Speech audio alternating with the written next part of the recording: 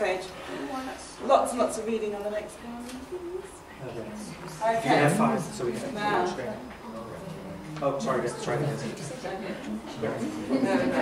Okay, so because this has come from a program that I had on my laptop called eMind Maps, it's something that I use a lot of, and it's very much what we've done today. It's very much a whole brainstorming idea. And this is just a summary, really, of what we feel we've done today. Personally, I would go home and I will elaborate even more on this with the extra details. But what I've got is where we started, thinking about how you would ruin your lesson. And linking off of that, our key points. Technology failing to work, backup plans, how we've used printouts, possibly using the servers, knowing where the information is on your servers, in case somebody's told you'll use that program and you haven't checked it out first. Making sure, just sticking to a good enough backup. I thought that was a key factor for me, knowing that you haven't really got to plan a whole second lesson, but just make sure you've got enough. And checking your environmental conditions, because obviously your lighting will affect what they can see on your technology. Death by PowerPoint stuck in my mind. So again, I pulled that up as one of the major things that would remind me of the sorts of things that we've talked about today, over-relying on it, just script reading, which is pretty much what I'm doing now. Differences in technology and how that affected, you know, if you've got a whole classroom full of people using different types of calculators, how you've got to be aware of how they will work. And the fact that we looked at managing all of these things by using a risk management approach. I then have a small tab there for risk management, a couple of ideas, sharing the ideas with colleagues has been really one of the big benefits of finding out what's going on today. And that's something that I would elaborate on from my notes. Lesson planning design.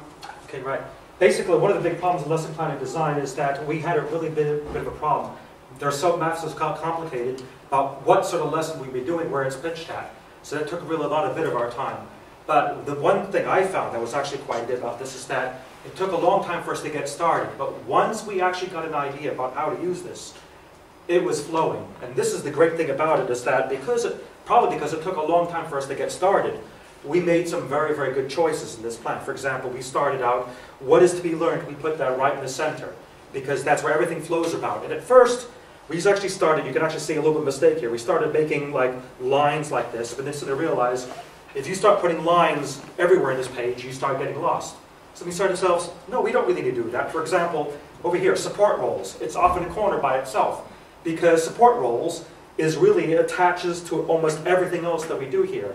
And if you take a look at the bottom, I know it's not that clear because this is more for our use. We actually have the learning outcomes at the bottom in its own private place, because that's really where we start out, what is to be learned, and the learning outcomes, that's the important part. That's what determines everything else that happens on here. And another thing that I found actually quite interesting is something I didn't see before, and I mentioned it earlier in the class, was that in a normal lesson plan, it's linear, you can't really see the differentiation. And here it's quite clear. We're actually splitting off the class into 3 different groups. Some people are using MyMaths, some people are drawing it on paper, some people are actually using a handout and just measuring angles on a handout. So there's a lot of places there where we put these nice little indicators that actually tells us what's going on there. There's a decision to be made there. There's a tool that we're using there. There's resources. So we actually found this a very, very good learning experience. So a reason that we've done this on the eMapper again, because we started off looking at tools, and that's really where it came back to. This is another tool that we can use to help give a new idea of how to present things. I have to say, it's something that my dyslexic children use very, very frequently as I move them around. Okay? So what was that called? This is called eMind Maps. But it's basically any sort of mind mapping tool. There's quite a few on the web. I don't know if there's any out there that are free. This one came from a magazine and it's just lived with me for years, so it's getting old now. There is one on Bite Size that the children can use, but it is subject linked. So it's not something that you can export particularly easily. Whereas, as I say, if you have a search, but the kids are quite used to doing sort of spider type diagram. This is just another version of a spider type diagram. I'll put some links up to some lists in my individuals. There's quite a lot of people on there. I thought there must be. Any more? That's right. Well, that was actually, that showed a little bit about how we actually started out. It wasn't, this took us a long time. Again, I said, we're trying to figure out exactly what we teach. Something we did actually have a bit of discussion about, you can see on here, tool evaluation. And again, this is some of the things, as maths teachers, we already have some tools of our own, some specialized math tools that are put up on the board. So we're not exactly afraid of technology, but the first thing you actually hear from almost everybody here, we start saying, well, we don't really like electronic whiteboards. We like doing it the old-fashioned way.